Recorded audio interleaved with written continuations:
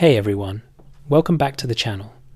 Tonight I'm diving into some absolutely wild Reddit stories that'll make you question everything you thought you knew about trust, love, and relationships. These are the kinds of tales that sound too crazy to be real, but sometimes truth really is stranger than fiction.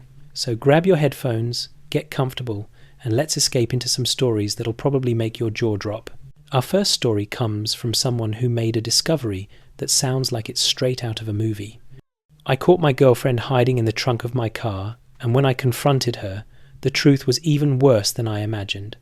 I'm 26 years old and had been dating my girlfriend Rachel for about 8 months. Things seemed great between us, or so I thought. We'd met through mutual friends, hit it off immediately, and quickly became inseparable. Rachel was fun, spontaneous, attractive, everything I thought I wanted in a partner. About 3 months into the relationship, I started noticing some things that felt a little off. Rachel would ask very specific questions about my day, wanting to know exact times I left work, which route I took home, where I stopped for lunch. At first, I thought she was just interested in my life and trying to be a good girlfriend. I answered her questions without thinking much of it. She also started showing up places unexpectedly. I'd be at the grocery store and she'd suddenly appear, saying she just happened to be shopping at the same time. I'd be grabbing coffee and she'd walk in, claiming it was a crazy coincidence.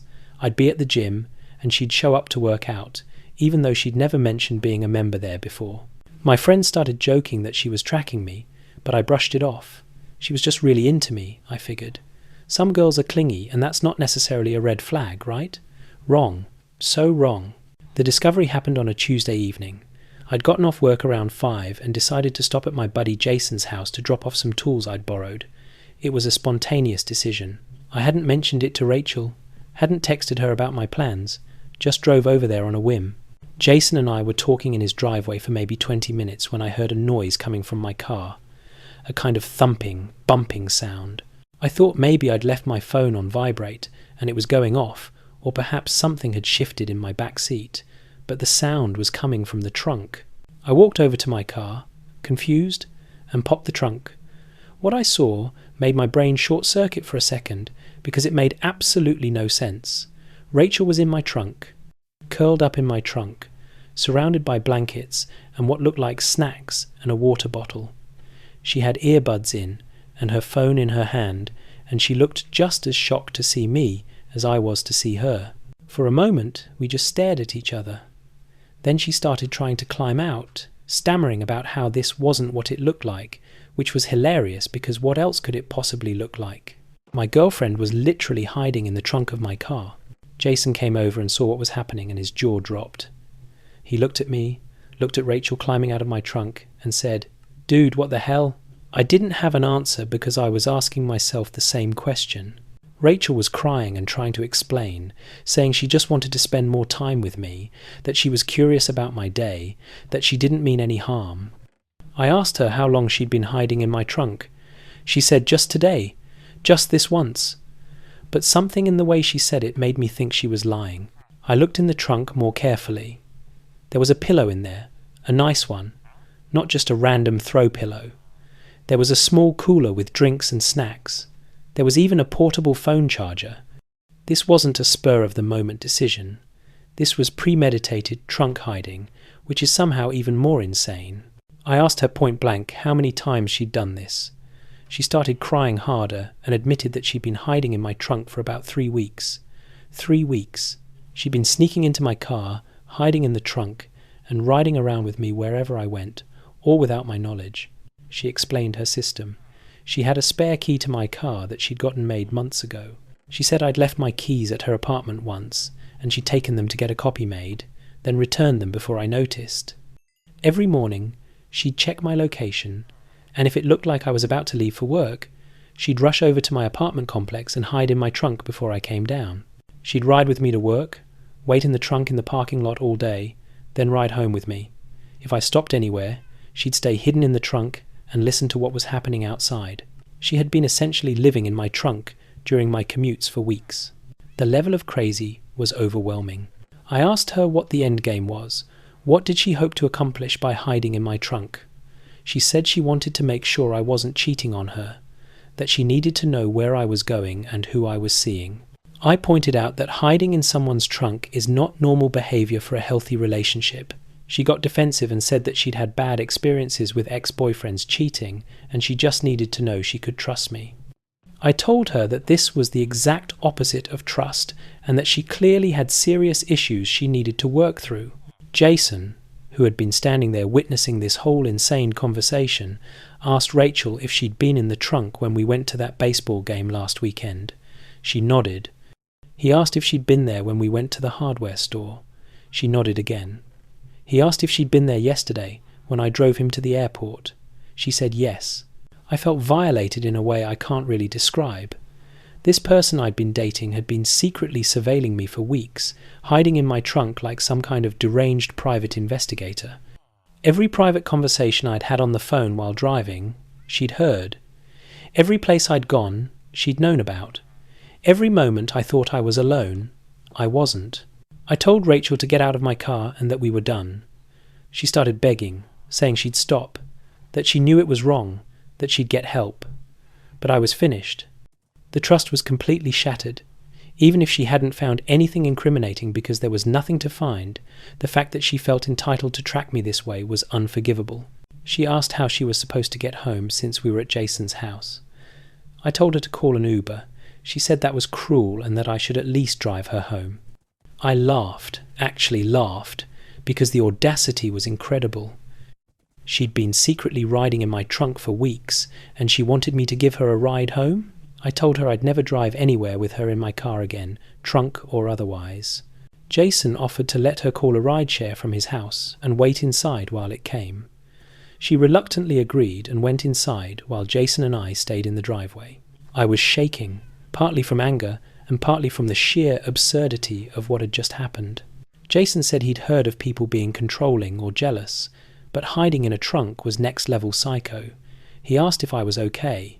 Honestly, I wasn't sure. I felt betrayed, creeped out, and kind of stupid for not figuring it out sooner. I started thinking back to all the times Rachel had known things she shouldn't have known. She'd mentioned once that she liked how I sang along to a specific song in the car, but I couldn't remember ever playing that song when she was with me. She'd commented on a conversation I'd had with my mum on the phone about my sister's wedding, but I'd had that conversation while driving alone, or so I'd thought. All these little moments that seemed slightly off suddenly made perfect sense. She'd been there, hiding in my trunk, listening to everything. It was like discovering I'd been living with a ghost who was actually very much alive and crammed into a small space in my vehicle. After her Uber arrived and she left, I went home and immediately changed the locks on my car. I actually took it to a dealership the next day and had them reprogram the entire locking system so her spare key wouldn't work anymore. I wasn't taking any chances that she'd try to pull this stunt again. I also checked my car thoroughly for any tracking devices. I found an AirTag hidden under my seat. She'd been tracking my location electronically too, not just physically hiding in the trunk. The trunk thing must have been for when she wanted to hear conversations or see exactly where I was going beyond just a location pin on a map. I blocked Rachel on everything: phone, social media, email, all of it. I didn't want to hear her excuses or her apologies or her promises to change. You don't come back from hiding in someone's trunk. That's not a mistake or a lapse in judgment. That's a pattern of behavior that speaks to deep psychological issues. A few days later, I got messages from her friends saying I was being too harsh, that Rachel really cared about me and just had trust issues from past relationships. I told them that having trust issues doesn't justify stalking someone from the trunk of their car. They said I was making it sound worse than it was. I sent them a picture I'd taken of her climbing out of my trunk. They stopped defending her after that. Rachel tried reaching out through new phone numbers and fake social media accounts. Each time, I blocked her immediately. She sent me letters in the mail apologizing and explaining that she was getting therapy now. I threw them away without reading past the first paragraph. The whole experience made me realize how important it is to pay attention to red flags early in relationships. Rachel's excessive questions and random appearances at places I was going were warning signs that I ignored. Her neediness and constant need to know my location weren't cute or flattering. They were signs of controlling behavior that escalated to actual stalking. I also learned that sometimes the simplest explanation isn't the right one. When I heard that noise in my trunk, I thought it was my phone or something rolling around. It never occurred to me that a whole human person might be back there. Why would it? That's insane. But sometimes people do insane things, and you have to trust your instincts when something feels wrong. My friends still bring up the trunk incident sometimes. It's become this legendary story in our group, the time my girlfriend got caught hiding in my trunk. They joke about checking their trunks before driving anywhere. But honestly, it wasn't funny at the time. It was scary and violating. I did some research after this happened, and apparently hiding in someone's car to track them is more common than you'd think. It has a name: vehicular stalking. There are online forums where people discuss doing this, trading tips on how to hide in vehicles without being detected. It's disturbing how many people think this behaviour is acceptable if they frame it as being about love or concern. I'm in a new relationship now, about a year after the Rachel incident. My current girlfriend knows the whole story and thinks it's as crazy as I do. She's normal, trusts me, doesn't ask invasive questions about my every movement. We have a healthy relationship built on actual trust, not surveillance. But I'm not going to lie. Sometimes I still check my trunk before driving anywhere. It's like a weird PTSD response from that experience. I pop it open, make sure it's empty, and then I can relax. My girlfriend thinks it's funny but also sad that Rachel's behaviour left me with this compulsion. If I could give advice to anyone dealing with a partner who shows signs of excessive jealousy or controlling behaviour, it would be this: don't ignore it. Don't make excuses for it. Don't tell yourself they just care about you a lot. Healthy love doesn't involve tracking devices and hiding in trunks. It involves trust, communication, and respect for boundaries. Rachel's behaviour wasn't about love. It was about control and her own insecurities. She wanted to monitor me like I was a possession rather than a partner, and when someone shows you they see you that way, believe them and get out. The last I heard, Rachel was still in therapy. A mutual friend mentioned that she'd been diagnosed with some kind of personality disorder and was working on it. I hope she gets the help she needs. But I also hope I never see her again, because that level of crazy is something I never want to deal with again. And that's the story of how I caught my girlfriend hiding in the trunk of my car. It sounds like fiction, but I promise you it's absolutely real. Sometimes the people we date are capable of behaviour we never could have imagined. Trust your gut, watch for red flags, and for the love of everything, check your trunk before long drives. That's the end of that absolutely wild story. Can you imagine popping your trunk and finding your girlfriend curled up in there with snacks and a phone charger? The premeditation of it all is what gets me. She had a whole system worked out. 3 weeks of hiding in his trunk, listening to his private conversations, tracking his every move. That's not love, that's stalking. And she genuinely seemed to think it was justified because she had trust issues. Wild. Speaking of relationships built on deception, let's move to our next story about a discovery that shattered someone's entire understanding of their marriage. I'm 33 years old, and I've been married to Sarah for 8 years. We have 2 beautiful kids, ages 6 and 4, and up until 3 months ago, I thought we had the perfect life together. We met in college, fell in love fast, got married young, and built what I genuinely believed was an honest, loving partnership. Sarah works as a pharmaceutical sales rep, which means she travels occasionally for conferences and client meetings. I never thought twice about it because I trusted her completely. The discovery happened completely by accident. I had taken our SUV to get detailed because we were planning a road trip to visit my parents. Sarah usually drives her sedan, but she'd been using the SUV more frequently because she said it was better for hauling her sales materials and sample cases. While the detailing crew was vacuuming under the seats, they found a phone wedged way back under the passenger seat. It was an older model iPhone in a plain black case, and when they handed it to me, I assumed it must have belonged to one of the kids' friends, or maybe fallen out of someone's pocket during a carpool. I didn't think much of it until I got home and tried to figure out who it belonged to. The phone was locked, but it wasn't completely dead. When I plugged it in and it powered up, the lock screen showed several text message notifications from contacts saved as initials only. Things like M and J and D. The preview texts were things like "missing you already" and can't wait to see you next week, and last night was incredible. My stomach dropped because I recognized the wallpaper photo on the lock screen. It was a picture from our vacation to Sedona 2 years ago, a landscape shot of the red rocks that Sarah had taken. She'd been obsessed with that photo and had it as her phone background for months. I sat in my car in the driveway for probably 20 minutes, just staring at this phone and trying to convince myself there was some rational explanation. Maybe it was an old phone she'd forgotten about. Maybe those texts were from girlfriends, and I was reading too much into the preview messages. Maybe there was a completely innocent reason why she had a second phone hidden under the car seat. But deep down, I already knew. You know that gut feeling when something is fundamentally wrong? That's what I had, sitting there with my heart racing and my hands shaking. I tried a few obvious passcode combinations. Her birthday, our anniversary, the kids' birthdays. Nothing worked. I almost gave up, but then I tried the code she uses for everything else, our daughter's birthday backwards. It unlocked. What I found in that phone over the next 2 hours made me physically ill. I'm talking about running to the bathroom and throwing up, kind of sick. The text messages went back almost 3 years. 3 years of coordinated meetings, hotel rooms, elaborate lies about work conferences and evening meetings. There were messages to at least 5 different men, though 3 of them seemed to be the most frequent. The conversations were explicit, detailed, and showed a side of my wife I had never seen. She wasn't just having one affair, she was living an entire second life. One guy, saved as M in her phone, was apparently someone she'd been seeing for over 2 years. Their messages talked about weekend getaways to cities where she claimed to have work conferences. Phoenix, San Diego, Las Vegas, all places she'd gone for work while I stayed home with the kids.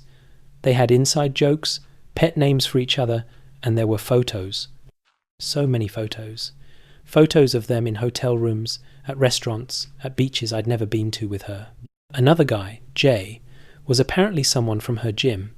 Their messages were more sporadic but equally damaging. They'd been meeting up for lunch hour hookups for over a year. One message from her literally said, "Told hubby I'm working late again. See you at the usual spot in 20. The casual way she referred to me, the father of her children, as hubby, while making plans to cheat on me made my blood boil. The worst part was reading through conversations where she complained about our marriage to these men, about how I was boring, how our sex life was non-existent, how she felt trapped by family obligations. Meanwhile, I was home giving the kids baths, helping with homework, cooking dinner, doing everything I could to be a good husband and father, while she was out living this fantasy life with multiple other men. There were also financial records, Venmo payments to her from these guys, presumably for hotel rooms or dinners. Credit card statements I'd never seen, for a card I didn't know existed, showing charges at hotels and restaurants on days when she'd told me she was working late or at the gym. The level of deception was staggering. This wasn't just a one-time mistake or a moment of weakness. This was systematic, calculated lying that had been going on for years. I screenshot everything, every message, every photo, every financial record. I backed it all up to a cloud drive she didn't have access to. I was operating on autopilot at this point, some survival instinct telling me I needed evidence before she could delete it all or spin some story that made me doubt what I was seeing with my own eyes. When Sarah got home that evening, I was sitting at the kitchen table with the phone in front of me. The kids were at my mum's house. I'd called her and asked if she could take them for a sleepover, told her Sarah and I needed to have an important conversation. Mum could hear something in my voice and didn't ask questions, just said to bring them over. Sarah walked in all smiles, asking about my day, commenting on how quiet the house was without the kids. When she saw the phone on the table, her face went completely white. I've never seen someone's expression change so fast. She knew immediately that I knew. She tried to lie at first, said it was an old work phone, that she didn't use it anymore, that I was overreacting. But when I unlocked it and started reading messages out loud, she broke down. She started crying, saying she was sorry, that she didn't know how it happened, that she still loved me. All the cliché things that cheaters say when they get caught. I asked her to explain each relationship. She admitted to the affairs with M, J, and 2 others, whose messages I'd seen. She claimed there was one more guy from years ago when we first got married, but that it was just a one-time thing that meant nothing. So that made 6 affairs over the course of our 8-year marriage. 6 different men, while I was home thinking we had a solid relationship. I asked her why. She said she felt overwhelmed by motherhood, that she missed feeling desired and exciting, that the routine of marriage and kids had made her feel invisible. She said the affairs made her feel alive again, like she was more than just a mom and a wife, as if that somehow justified destroying our family. The conversation went on for hours. She begged me not to leave, promised she'd end all the affairs, suggested couples counselling, said she'd do anything to fix this. But how do you fix 3 years of systematic lying? How do you rebuild trust with someone who literally had a secret phone to coordinate cheating on you while you were home putting your kids to bed? I told her I needed time to think and that I was staying at my brother's place for a while. She panicked and said we needed to think about the kids, that we couldn't just blow up their lives over her mistakes. I pointed out that she didn't seem to think about the kids when she was hooking up with random guys at hotels. That shut her up pretty quickly. The next few weeks were hell. I consulted with a divorce attorney who told me that given the evidence I had, I'd likely get favourable terms in a custody agreement. I also got tested for every STD imaginable, which was a humiliating experience I wouldn't wish on anyone. Thankfully, all the tests came back negative, though my doctor recommended retesting in a few months to be completely sure. Sarah called and texted constantly, sometimes apologising, sometimes angry, sometimes trying to negotiate, sometimes breaking down about how she couldn't live without me. Her moods changed so rapidly, I started to wonder if I'd ever really known her at all. The woman I married would never have done this, or maybe she would have, and I was just too blind to see it. I had to tell my parents, which was one of the hardest conversations of my life. My dad was furious, wanted to know the names of the guys she'd been with, said some things I won't repeat here. My mum just cried and kept asking what she could have done differently to help us. I had to explain that there was nothing anyone could have done because I didn't even know there was a problem. Telling Sarah's parents was even worse. They refused to believe it at first, said I must be mistaken or exaggerating. When I showed them some of the messages, her dad actually broke down crying. He said he'd raised her better than this and couldn't understand where they went wrong. Her mum just sat there in shock, not saying anything. They apologised to me, which felt strange because it wasn't their fault their daughter turned out to be a serial cheater. The hardest part has been explaining to the kids why Daddy isn't living at home anymore. We told them that Mummy and Daddy need some time apart to figure things out, that it has nothing to do with them, that we both love them very much. My 6-year-old asked if it was his fault, if he'd been bad and that's why I left. Breaking down and reassuring him that he's perfect and this has nothing to do with him was one of the worst moments of my life. 3 months later, I'm still trying to process everything. We're moving forward with the divorce. Sarah has agreed to a fair custody split, probably because she knows I have enough evidence to make things very difficult for her if she fights me. Her affairs have ended, from what I can tell, though I honestly don't trust anything she says anymore. The betrayal is one thing, but it's the calculated nature of it that really gets me. This wasn't a mistake or a moment of poor judgment. This was years of looking me in the eye, kissing me goodbye, telling me she loved me, all while maintaining relationships with multiple other men. Every time she said she had to work late, every weekend conference, every girls' night out, I now have to wonder if she was actually with someone else. I've started therapy, which helps some days more than others. My therapist says I'm grieving the loss of the relationship I thought I had, and that grief over betrayal is complicated because you're mourning something that might have never actually existed. She's right. I'm not just mourning the end of my marriage. I'm mourning the loss of the person I thought Sarah was, the relationship I believed we had, the future I imagined for our family. What makes it worse is that I never saw it coming. I genuinely thought we were happy. We had our struggles like any couple with young kids, but I thought we were in it together. I thought we communicated. I thought we trusted each other. Finding that phone shattered every assumption I had about my life. Some days I'm angry, furious at her for throwing away our family, for risking our health with her reckless behaviour, for lying to my face for years. Other days I'm just sad, wondering what I could have done differently, if there were signs I missed, if I was a bad husband without realizing it. My therapist keeps reminding me that her choices were her own and that I'm not responsible for her infidelity, but it's hard not to internalize some of the blame. The worst moments are when the kids ask about when I'm coming back home. I don't know how to explain to a 4-year-old and a 6-year-old that their family is never going to be the same because their mother made choices that broke everything. We'll co-parent, we'll make sure they feel loved and secure, but the intact family unit they've known their whole lives is gone, and that's on Sarah, not on me. Looking back, I realised there were signs I dismissed. Her phone being face down all the time, her suddenly being more protective of her privacy, the way she'd take calls in another room, her increased interest in going to the gym and looking good. I chalked it all up to her taking care of herself and being more confident.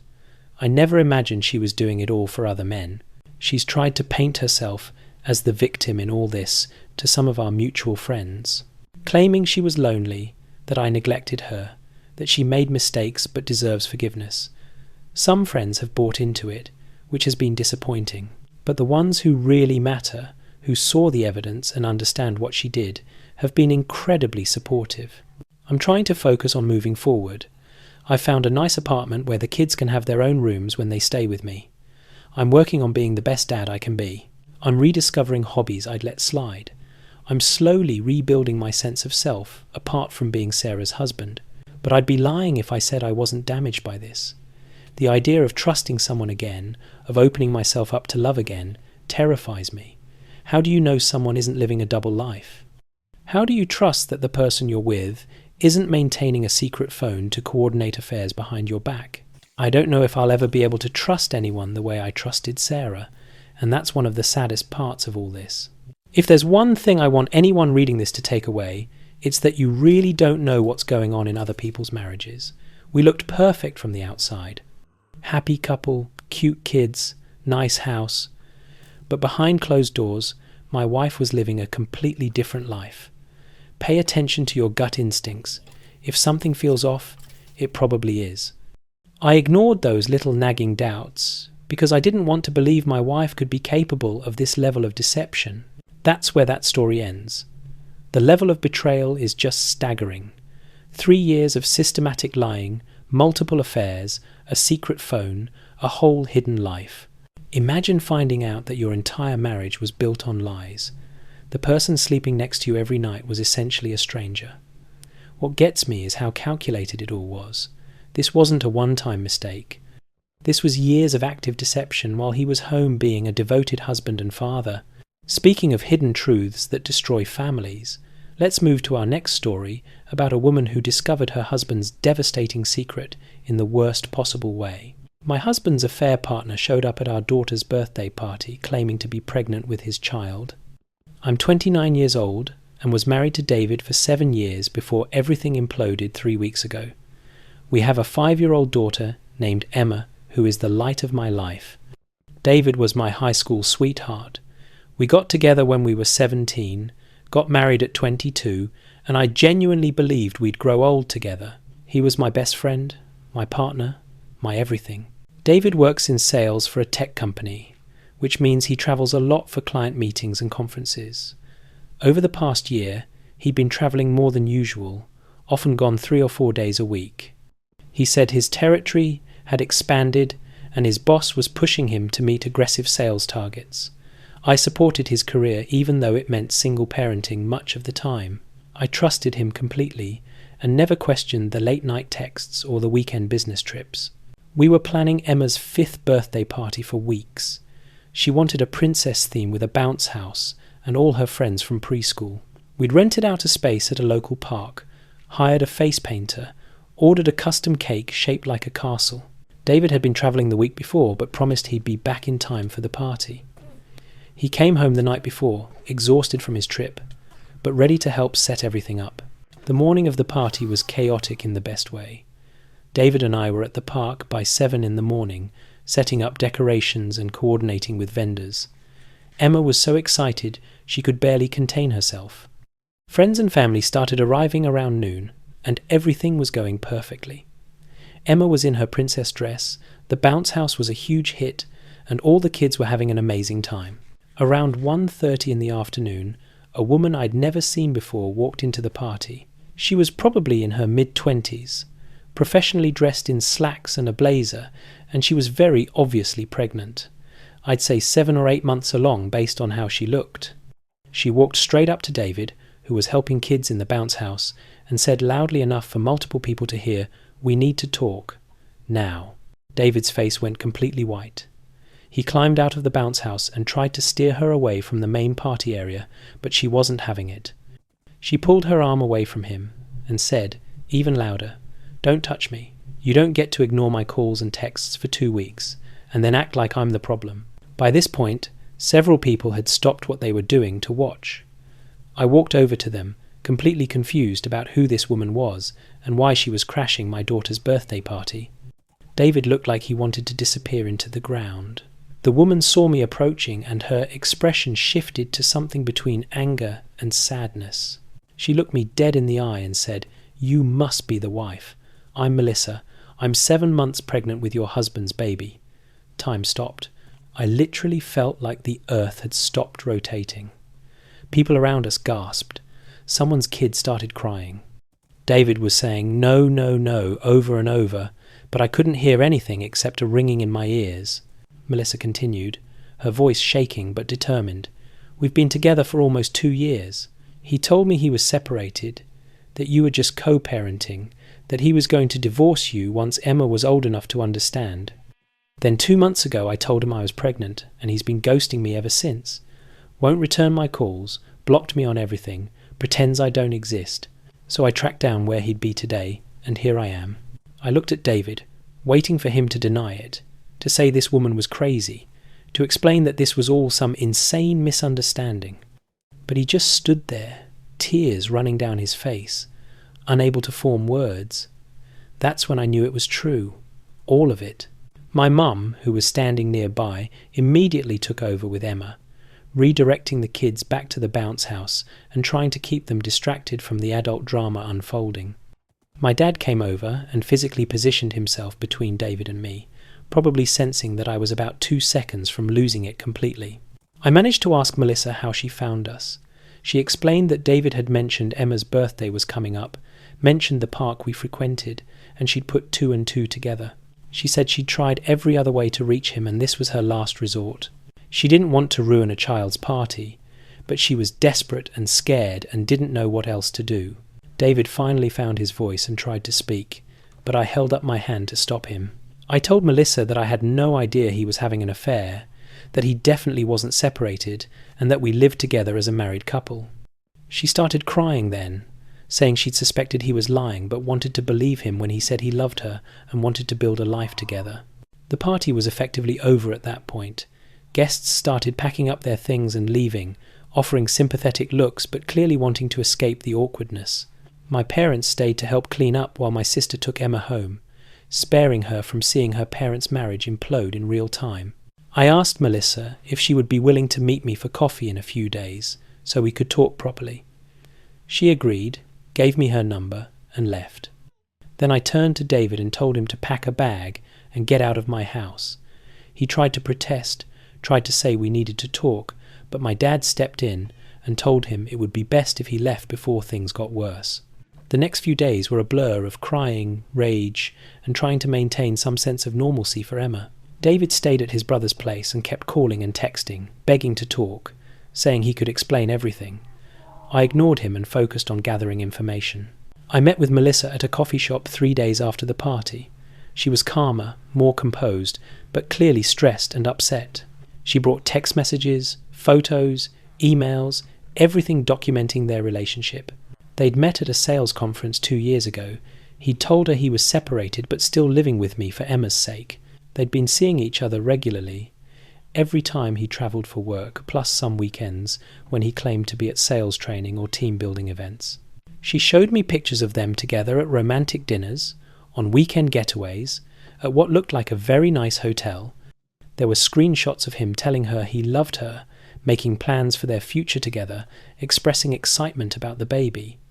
All of this while he was coming home to me and pretending to be a devoted husband. Melissa said that 2 months ago, when she told him about the pregnancy, he seemed happy at first. They talked about baby names, looked at apartments they could afford together, made plans. Then he suddenly became distant, stopped responding to texts as quickly, made excuses for why he couldn't see her, eventually blocked her number and her social media accounts. She'd been panicking, 7 months pregnant with no support from the baby's father, no idea what was happening or why he'd abandoned her. She'd tried reaching him through his work email, but he ignored those too. Finding him at the party was truly a last resort because she was terrified of being a single mother with a guy who wouldn't even acknowledge her existence. I felt sorry for her. She was a victim in this too, lied to and manipulated by someone who was living a double life. We compared notes on David's schedule and realized that almost every trip he'd taken in the past 2 years was at least partially a lie. Some were legitimate work trips where he'd extend his stay to see Melissa. Others were completely fabricated, weekends where he told me he had to be at the office but was actually with her. The level of deception was breathtaking. He'd been living 2 completely separate lives, telling each of us different stories, compartmentalizing so thoroughly that neither of us had any idea the other existed beyond what he told us. To me, he was a devoted husband and father, working hard to provide for his family. To her, he was a separated dad, trying to navigate co-parenting while building a new relationship. After talking with Melissa, I went home and started going through David's things. I found a second credit card I didn't know about, statements showing charges at restaurants and hotels on days he'd told me he was at the office. I found receipts tucked in his car for jewellery I'd never received. I found a whole hidden life in plain sight that I'd been too trusting to see. When I finally agreed to talk to David, he confessed everything. The affair had started as a one-night thing at a conference and evolved into a relationship. He said he never meant for it to get so serious, but he'd fallen for Melissa and couldn't bring himself to end it. He said he loved both of us in different ways and couldn't figure out how to choose. I asked him what his plan was when the baby came. He admitted he didn't have one. He'd been in denial about the whole situation, hoping it would somehow resolve itself. When Melissa started pressuring him about being involved in the baby's life, he panicked and ghosted her, thinking if he just ignored the problem, it would go away. The audacity of it all still takes my breath away. He was planning to just, what? Let Melissa raise his child alone while he played happy family with Emma and me? Hope that a pregnant woman would just disappear because he stopped answering her calls? What kind of person does that? I filed for divorce the next week. David tried to talk me out of it, said we could work through this, suggested counselling. I told him there was nothing to work through. He'd spent 2 years lying to my face every single day. He'd risked my health by sleeping with someone else while sleeping with me. He'd created a whole other human being with another woman while we were married. There was no coming back from that. The divorce process has been ugly. David wants shared custody of Emma, which I'm not fighting because she deserves a relationship with her father, despite him being a terrible husband. But I am fighting for a fair division of assets, especially given that he'd been spending marital funds on his affair partner. Melissa had her baby 3 weeks ago, a little boy. David is on the birth certificate and has been paying child support. Emma doesn't know yet that she has a baby brother. We're waiting until she's older to explain that particular situation. For now, she just knows that Mummy and Daddy aren't married anymore and Daddy has a new apartment. The hardest part is explaining to Emma why Daddy doesn't live with us anymore without destroying her image of him.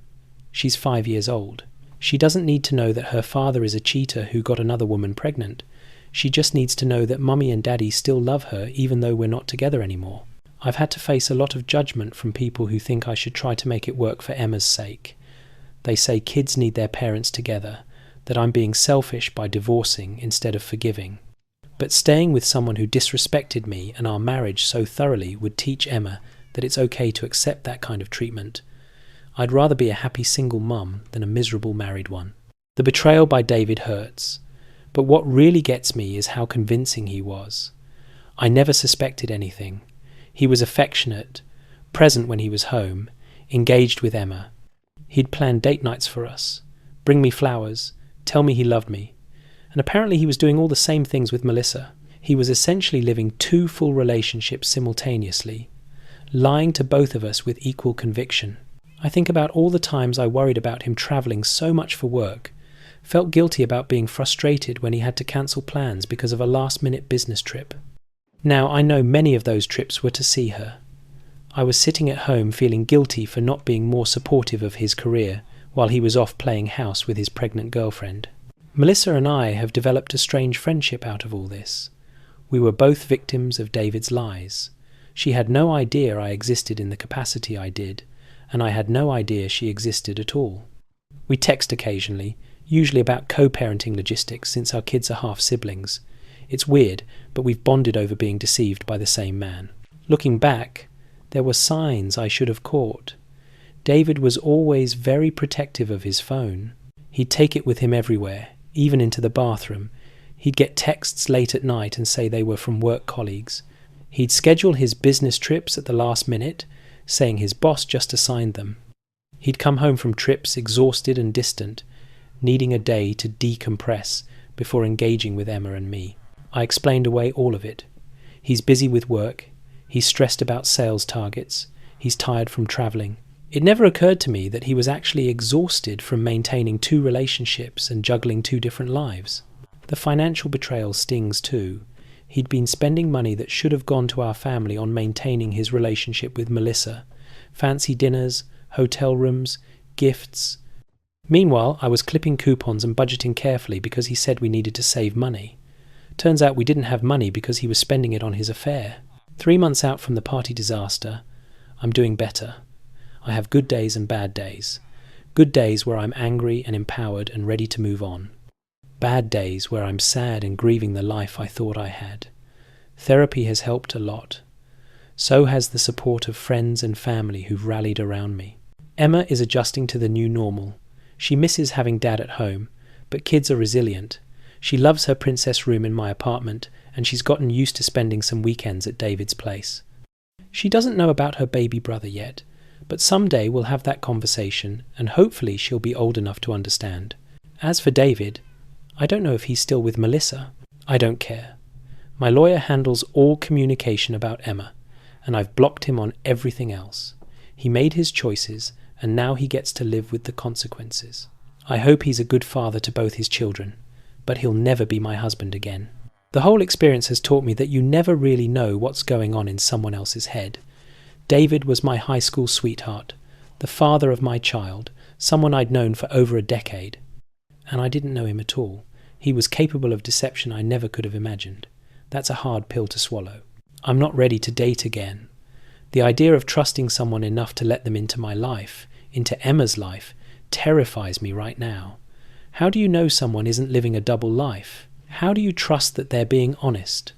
I don't have answers to those questions yet, but I'm working on myself, focusing on being the best mom I can be, rebuilding my confidence and my sense of self. David doesn't get to destroy me. He destroyed our marriage, but I'm still standing. Emma and I are going to be okay. We already are okay. We're better off without someone who could lie so easily and so completely. If I could go back and tell myself anything before that birthday party, it would be to trust my instincts. There were moments, tiny moments, where something felt off and I pushed the feeling away because I didn't want to be a paranoid wife. I wish I'd listened to those instincts. They were trying to tell me something was wrong. That's the end of that story. Can you imagine having your daughter's birthday party turn into the moment you discover your husband has been living a double life for 2 years? And the affair partner is 7 months pregnant and confronts him in front of your family and friends. The humiliation on top of the betrayal is just devastating. What kind of person maintains 2 full relationships simultaneously, lying to both women, and then ghosts the pregnant one hoping the problem will just go away? Let's move to another story about secrets and lies that destroyed a family. My parents kept my adoption a secret for 30 years, and I only found out because of a DNA test. I'm 32 years old now, but this all happened about 2 years ago when I was 30. I'd always been told I was my parents' biological child. I had no reason to think otherwise. I look a bit like my mum, have some mannerisms similar to my dad, and they never once hinted that I might have been adopted. My husband and I were trying to have a baby and were going through fertility testing. As part of the process, my doctor suggested we both do genetic screening to see if we were carriers for any hereditary conditions that could affect our future children. It seemed like a simple, precautionary step, so I ordered a genetic testing kit online, the kind that also gives you ancestry information and connects you with genetic relatives. I spit in a tube, sent it off, and thought nothing of it for a few weeks.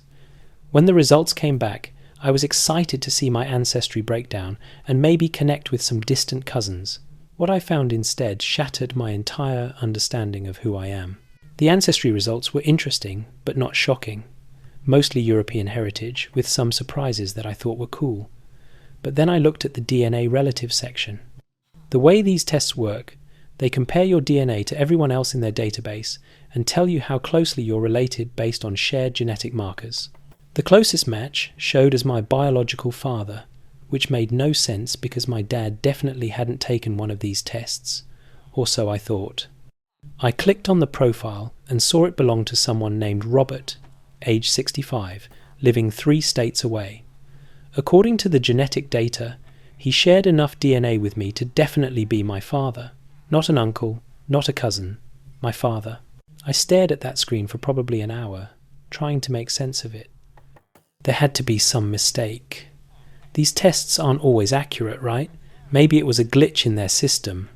But as I dug deeper, I saw several other matches that appeared to be half-siblings, all connected to this Robert person. People I'd never met, never heard of, but who shared significant amounts of DNA with me. I felt sick. My hands were shaking as I messaged Robert through the DNA testing site's internal messaging system. I kept it simple. Hi, this is going to sound strange, but the site says we're closely related. I'm trying to understand my family history. Would you be willing to talk? He responded within a day, and what he told me changed everything. Robert explained that 32 years ago, he was a college student who'd gotten his girlfriend pregnant. They weren't ready to be parents, so they made the difficult decision to place the baby for adoption. That baby was me. He'd been wondering about me his whole life, he said. He'd registered with adoption reunion sites and had recently done the DNA test, hoping I might have done one too. He was respectful and kind, said he understood if I didn't want to pursue a relationship, but he'd be willing to answer any questions I had. I had so many questions. Why was I put up for adoption? Did he ever try to find me? Did he have other children? But the biggest question in my mind was, why didn't my parents tell me? I sat on this information for about a week before confronting my parents. I needed time to process, to figure out how I felt, to decide what I wanted to say. Part of me hoped there was some explanation that would make sense of everything. Maybe they'd planned to tell me and never found the right time. Maybe they thought I knew somehow. Maybe there was a good reason they'd kept this secret for 3 decades. I drove to my parents' house on a Saturday afternoon. They were both home, working in the garden, completely unaware that I was about to blow up our entire family dynamic. I asked if we could talk inside, that it was important. They could tell from my tone that something was wrong. Once we were all sitting in their living room, I pulled out printed copies of the DNA test results. I showed them the match with Robert, the information about being adopted, all of it. My mom's face crumpled immediately and she started crying. My dad just sat there, frozen, staring at the papers. I asked them why. Why had they never told me? Why had they let me believe my entire life that I was their biological child? Why was I finding out at 30 years old through a DNA test instead of from them? My mom was too upset to talk, so my dad explained. They'd adopted me as a newborn through a private adoption. They were in their early 30s, had been trying to have children for years with no success, and jumped at the opportunity when a young couple wanted to place their baby with a good family. The agency they worked with at the time suggested they could raise me as their biological child if they wanted. This was the early 90s, and attitudes about adoption were different. Some agencies encouraged closed adoptions where the child would never know they were adopted, believing it would make for an easier transition and save families from difficult conversations. My parents took that advice. They moved to a different city right before I was born, so none of their new friends or neighbours knew they were adopting. They told everyone my mum was pregnant, even going so far as to have her wear fake pregnancy bellies and attend prenatal classes. When I was born, they picked me up from the hospital and started their life as parents, determined to give me the most normal childhood possible. They said they always meant to tell me but could never find the right time. When I was little, they worried it would confuse me. As I got older, They worried it would damage our relationship. The longer they waited, the harder it became to come clean. By the time I was a teenager, they'd been living the lie for so long they didn't know how to undo it. I was furious. I asked them if they understood what they'd stolen from me. I'd spent 30 years not knowing my biological family, not knowing my genetic heritage, not having answers to basic questions about where I came from. I asked if they realized how betrayed I felt, how this undermined every memory I had because it was all built on a lie. My mom kept saying she was sorry, that she loved me, that she was my real mother regardless of biology. My dad said they did what they thought was best at the time and didn't mean to hurt me. But their explanations felt hollow. How could they think it was best to lie to me my entire life? I left their house and didn't speak to them for 2 months. I needed space to process everything. I reached out to Robert and we started having conversations. He was kind, respectful, and clearly interested in getting to know me, but understood if I needed to take things slow. Through Robert, I learned about my biological mother, Anna. She'd passed away several years ago from cancer, which hit me hard. I would never get to meet her, never get to ask her questions, never get to know that side of my story. Robert shared photos of her, told me stories, described her personality. It was strange and wonderful and heartbreaking all at once. I also connected with my half-siblings, 2 of them from Robert's marriage.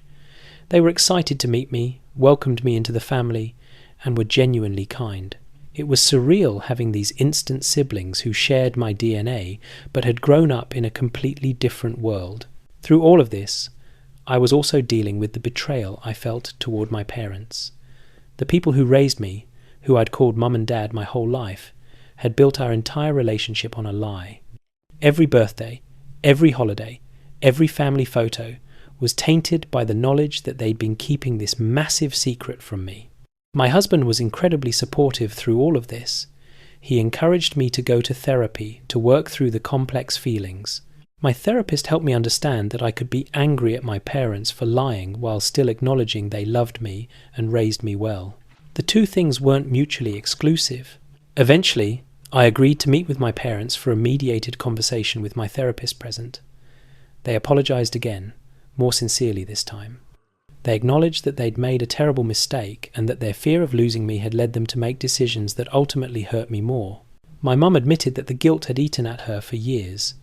There were so many times she almost told me, but my dad would convince her to wait. He thought he was protecting me, protecting our family, but now he could see how his fear had caused the very damage he was trying to prevent.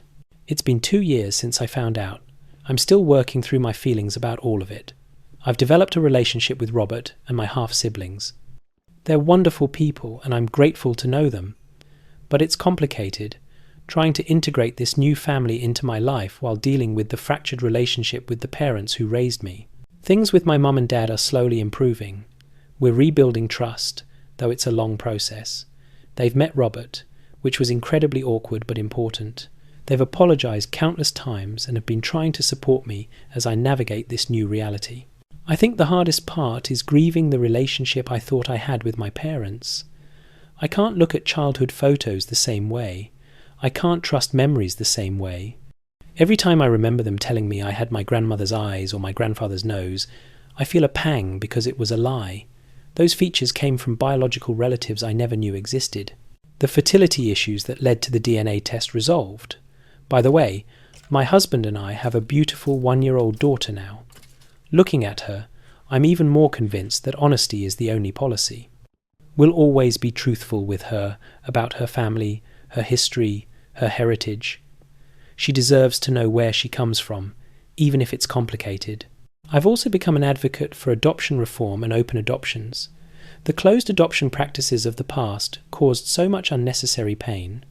Adopted kids deserve to know their stories from the beginning, presented in age-appropriate ways. Secrets like mine damage families and create trauma that could be avoided with honesty. Sometimes people ask if I regret doing the DNA test. I don't. Finding out the truth was painful, but living a lie would have been worse.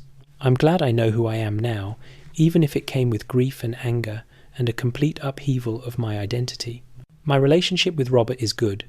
We talk regularly, visit a few times a year. He's been respectful of boundaries and hasn't tried to replace my dad. He's more like a favourite uncle who I happen to be genetically related to. My half-siblings are wonderful and we've become close. Finding them was a silver lining to a really dark situation. As for my parents, I love them. They raised me, supported me, gave me a good life, but I can't forget that they lied to me for 30 years. Trust, once broken that severely, is hard to fully repair. We're working on it, but our relationship will never be exactly what it was before. If I could say anything to parents considering keeping adoption a secret from their children, it would be this. Don't. Tell them from the beginning in age-appropriate ways. Let them grow up knowing their story. Give them the option to seek out biological family if they want. Don't rob them of their identity and heritage because you're afraid of losing them. The lies will cause more damage than the truth ever could. And that brings us to the end of that story. 30 years of lies, uncovered by a simple DNA test. Imagine being 30 years old and finding out your entire life history was fabricated. Everything you thought you knew about where you came from, who you are, all of it just gone in an instant. The parents who raised her took advice from an adoption agency in the 90s to just pretend she was their biological child and never speak of it again. They moved cities, faked a pregnancy, lived a complete lie for 3 decades. That's not protection, that's betrayal. Now let's turn to a different kind of family drama, where someone's entitlement reaches truly unbelievable levels. My sister-in-law demanded we give her our house because she's pregnant and we don't need the space. I'm 30 years old and my husband Marcus is 34. We've been married for 5 years and just bought our dream home about 6 months ago. It's a beautiful 4-bedroom house with a big backyard in a great school district. We saved for years for the down payment and were so proud when we finally got the keys. Marcus has a younger sister, Stephanie, who is 28 and recently married to her husband Kyle. They live in a small 2-bedroom apartment about 15 minutes from us. Stephanie and I have always had a cordial but not super close relationship. She's very opinionated and has always been the type to make everything about her, but I figured that was just her personality. About 3 months ago, Stephanie announced she was pregnant with her first child. Everyone was excited for them. We hosted a small family dinner to celebrate, and it was really nice. She was glowing and talking about how they'd need to start looking for a bigger place since a 2-bedroom apartment wasn't ideal for a growing family. I didn't think much of that comment until 2 weeks later, when Stephanie called and asked if Marcus and I could meet her and Kyle for coffee. She said she had something important to discuss. We assumed she wanted to talk about baby shower plans or maybe ask Marcus to be the godfather, so we agreed. We met at a local cafe on a Saturday morning. Stephanie and Kyle seemed excited, almost giddy, which I thought was sweet. Young parents to be planning their future. But then Stephanie dropped a bomb that I'm still processing months later. She said, and I quote, "So Kyle and I have been thinking about the baby and what we need, and we've come up with the perfect solution. You guys should let us have your house." I laughed because I thought she was joking. Marcus just stared at her, confused. She continued, completely serious, explaining that we didn't need all that space since we don't have kids, and they were going to need room for the baby and probably more kids in the future. I stopped laughing when I realized she was dead serious. I asked her to clarify what exactly she was suggesting. She laid out her plan. Marcus and I would move into their 2-bedroom apartment and they would take over our house. She said it made more sense because they have a baby coming and we don't. She actually used the phrase wasting space to describe us living in a 4-bedroom house without children. Marcus found his voice and asked if she was suggesting we sell them our house. She laughed and said no, they couldn't afford to buy it. She was suggesting we essentially swap homes. We'd take their apartment, they'd take our house, and it would all work out great for everyone. I asked how exactly that would work out great for us. She said we'd be helping family, which is what you're supposed to do. Plus, she added, an apartment would be easier to maintain than a house, so really we'd be better off with less responsibility. She said this all with a straight face, like she genuinely believed we'd be thrilled with this arrangement. Kyle jumped in to support her, saying that families are supposed to help each other and that this was the perfect solution to their space problem.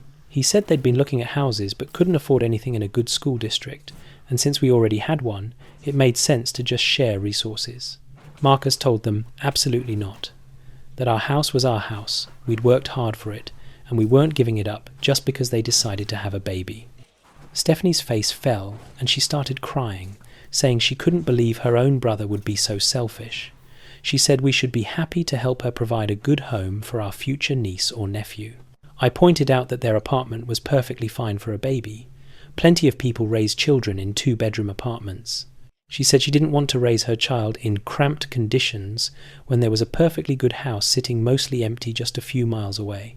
Apparently, rooms we use as a home office, a gym, and a guest room counted as sitting empty in her mind. The conversation deteriorated from there. Stephanie accused us of being selfish and materialistic. She said if we really loved the baby, we'd want what's best for it. Kyle said they'd expected better from family and that they were disappointed in our lack of support. We got up and left the cafe without finishing our coffees. I thought that would be the end of it. A ridiculous suggestion that we'd all laugh about later, but Stephanie wasn't done. She started a campaign with the extended family, painting us as heartless and selfish. She told Marcus's parents that we refused to help her provide a stable home for their grandchild. She told her cousins that we cared more about material possessions than family.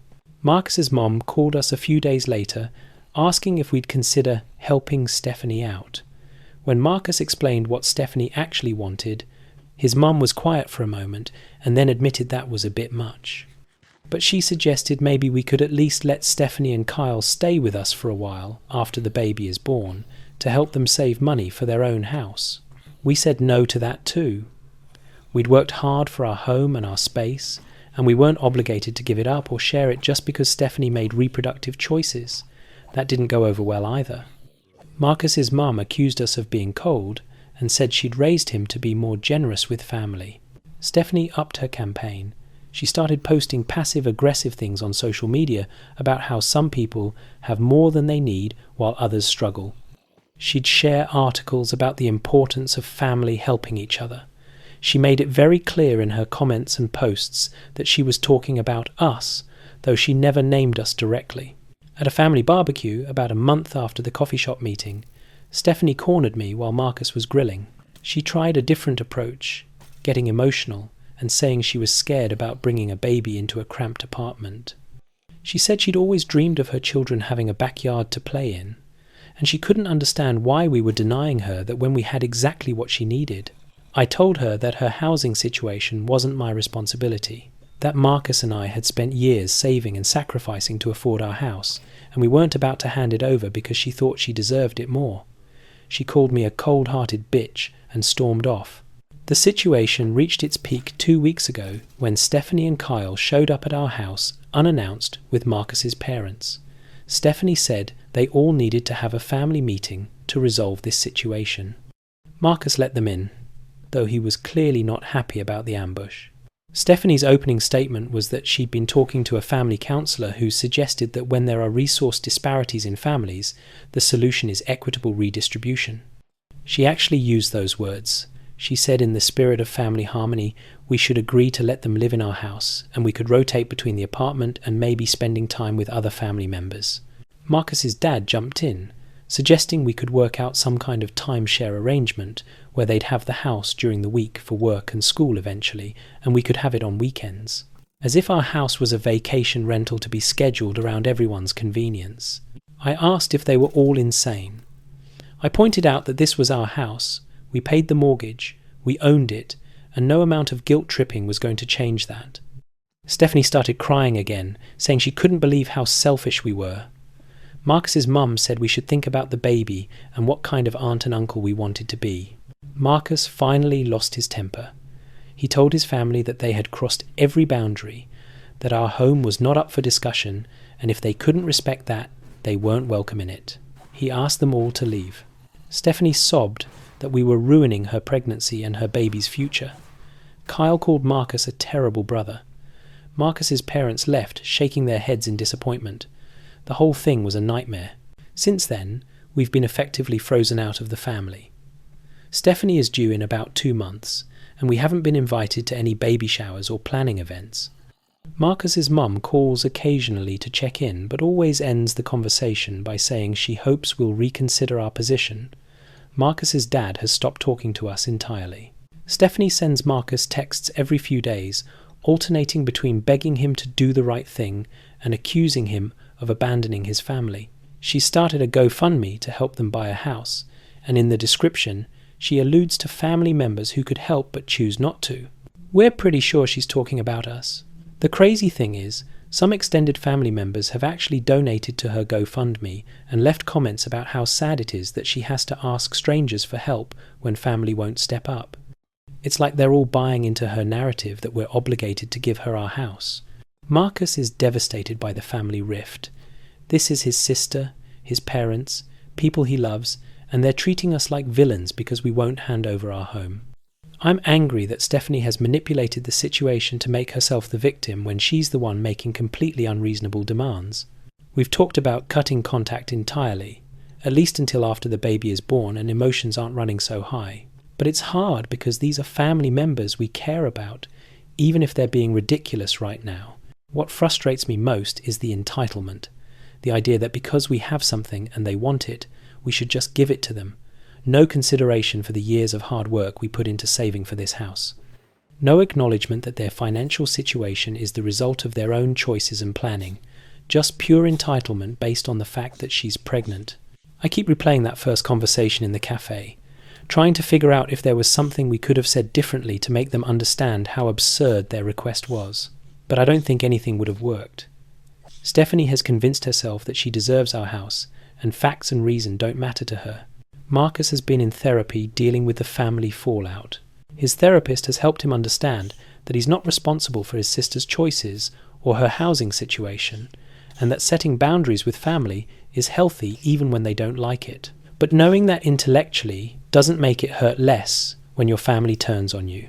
We've started documenting everything just in case this escalates further, saving text messages, emails, the social media posts. Our lawyer friend suggested it's better to have a paper trail if Stephanie tries anything else.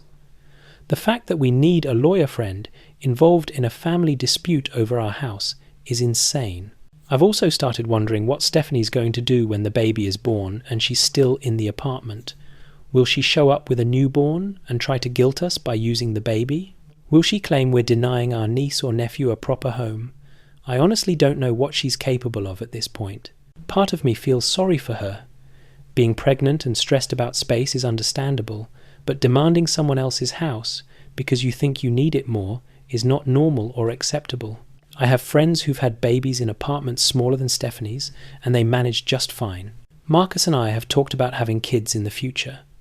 When we do, one of the reasons we bought this house was to have room to grow our family. The guest room was always intended to potentially become a nursery. Stephanie knows this, but in her mind, her current pregnancy trumps our future plans. The whole situation has made me realize that some people will always think they're entitled to what others have if they can come up with a justification. In Stephanie's case, the justification is that she's pregnant. Tomorrow, it might be that she has more kids than us, or that her kids deserve a backyard more than we do. There will always be a reason why she thinks she deserves what we've worked for. We're not giving in. Our house is ours, and it's staying that way. If that makes us the family villains in Stephanie's story, so be it. But I'm not going to let entitled people steamroll us, family or not. What's sad is that this could have all been avoided if Stephanie had just accepted our no at the coffee shop and moved on. Instead, she's created this massive family rift over her refusal to accept that she can't have everything she wants just because she wants it. And now a baby is going to be born into a family that's fractured because of her mother's entitlement. That's the end of that one. The audacity of showing up to coffee and suggesting your brother and his wife should just give you their house because you're pregnant is breathtaking. And then when they said no, turning the entire family against them and creating a whole victim narrative where they're the bad guys for not handing over their dream home. The entitlement is staggering. Plus the family backing her up and suggesting a timeshare arrangement for someone else's house. Wild. Let's move into a story about lies that spiral completely out of control. I lied to my girlfriend about my job for 2 years, and when she found out, she left me at a restaurant and blocked me on everything. I'm 28 years old, and up until last week, I thought I had a great life. I'd been dating my girlfriend Jessica for 2 years. She was smart, funny, beautiful, everything I could want in a partner. We talked about moving in together, maybe getting engaged soon. Things were serious. Here's the problem. When Jessica and I first met at a friend's party, I may have exaggerated my career situation. Actually, exaggerated is too mild a word. I completely lied about what I do for a living. She mentioned she worked in finance and asked what I did. In that moment, I panicked and said I was a software engineer at a tech startup. I have no idea why I said that. I think I was intimidated by her career success and wanted to seem impressive. The truth is, I'm a barista at a coffee shop. It's not a bad job, I actually enjoy it, but it's not exactly the impressive career I claim to have. And it certainly doesn't pay like a software engineer position would. After that first conversation, Jessica seemed impressed and interested, and I didn't want to ruin it by admitting I'd lied. So I just kept going with it. At first, I thought it would be a short-term thing. We'd date casually for a few weeks, I'd eventually come clean, we'd laugh about it and move forward. But things got serious quickly. She fell for me, I fell for her, and suddenly I was in too deep to confess without destroying the relationship. I had to create an elaborate web of lies to maintain the illusion. I told her my startup was small and operating on a shoestring budget, which explained why I didn't have fancy tech company perks or high-end gadgets. I said we were in stealth mode and I couldn't talk much about what we were building because of NDAs. I claimed my salary was modest because I'd taken equity in the company instead of higher pay, betting on future success. To explain my actual work schedule, I told her I had flexible hours and often worked from coffee shops for a change of scenery, which was technically true since I worked at a coffee shop. When she'd text me during my shifts, I'd say I was in a meeting or focusing on code.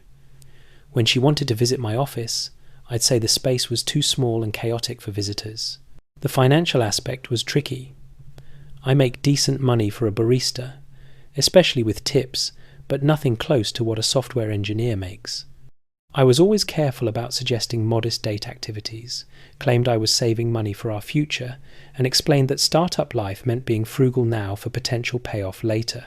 Jessica was understanding about all of it. She never pressured me about money, never demanded expensive dates, never seemed bothered by my frugal lifestyle. She said she respected that I was building something and willing to sacrifice short-term comfort for long-term goals, which made me feel even worse about lying to her. I had a few close calls. Once, one of my co-workers from the coffee shop saw us at a movie theatre and came over to say hi. I introduced her as Jessica and my co-worker as someone I know from around the neighbourhood, then quickly steered us away before more could be said. Jessica thought it was weird, but didn't push it. Another time, she wanted to connect on LinkedIn to support my professional network. I panicked and said I kept my LinkedIn private because I didn't want competitors seeing my work history. She seemed to buy it, but I could tell she thought it was odd. The lies were exhausting. I had to remember every detail of the fake job, the fake co-workers I'd mentioned, the fake projects I was supposedly working on.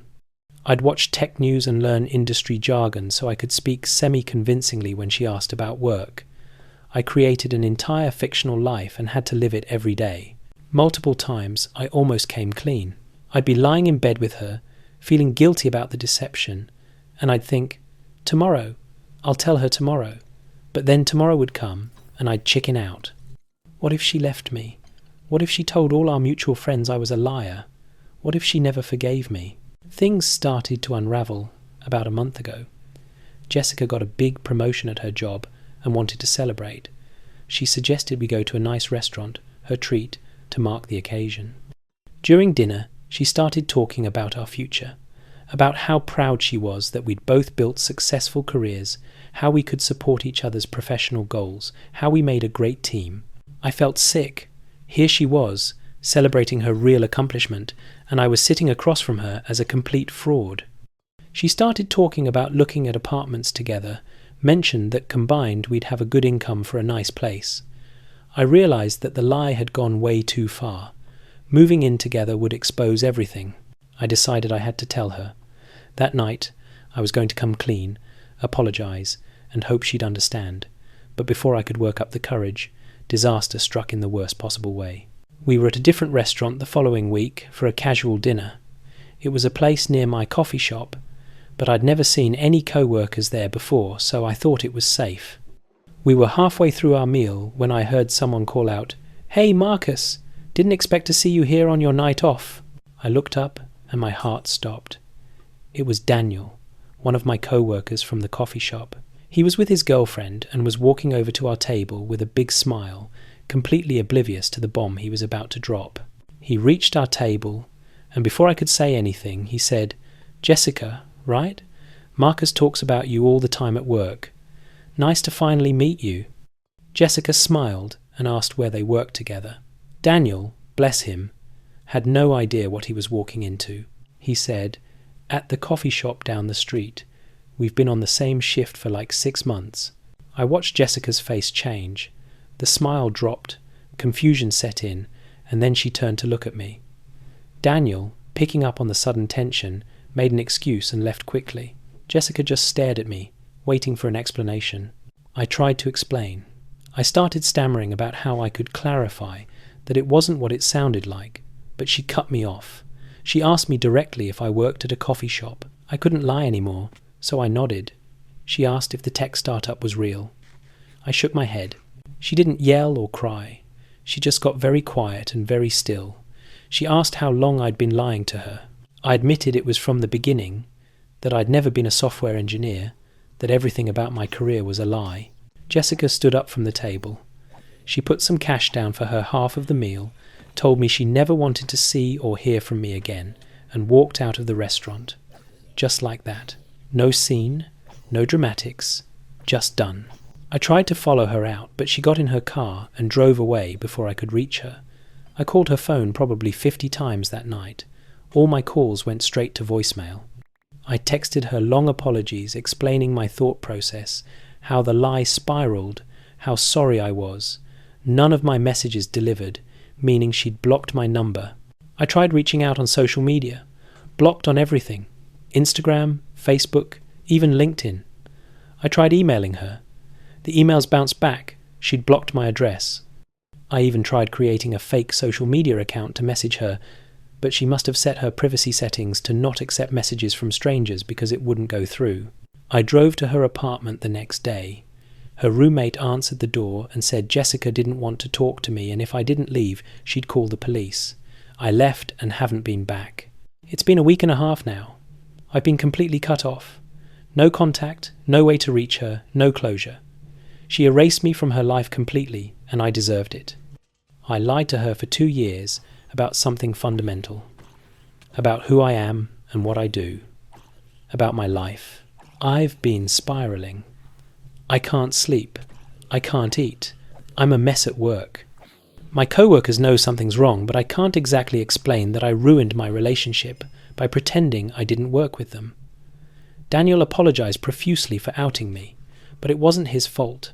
This was all on me. I've replayed every moment of our relationship in my head. Every time she asked about work and I lied. Every time she expressed pride in what she thought I was doing. Every conversation about our future that was built on falsehoods.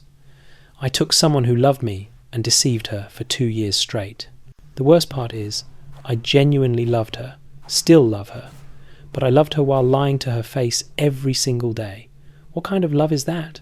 How could I claim to care about her while building our entire relationship on a foundation of deceit? I've thought about why I lied in the first place and kept lying. I think I was ashamed. Being a barista at 28 isn't what I imagined for my life.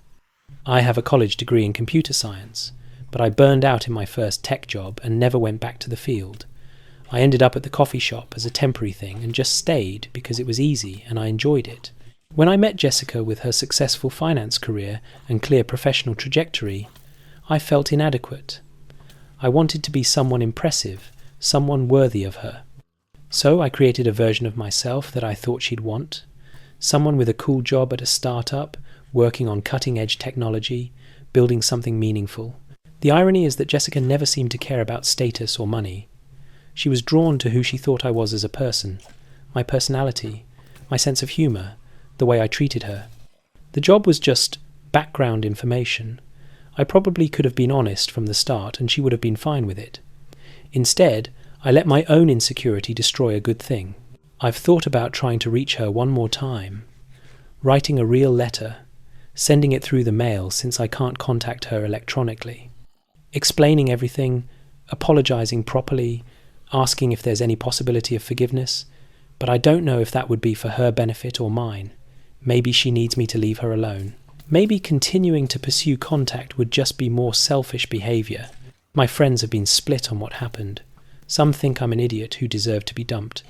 Others think Jessica overreacted by cutting me off so completely and that everyone lies a little bit when dating. But I don't think she overreacted at all. I lied about something major for 2 years. That's not a small white lie. That's systematic deception.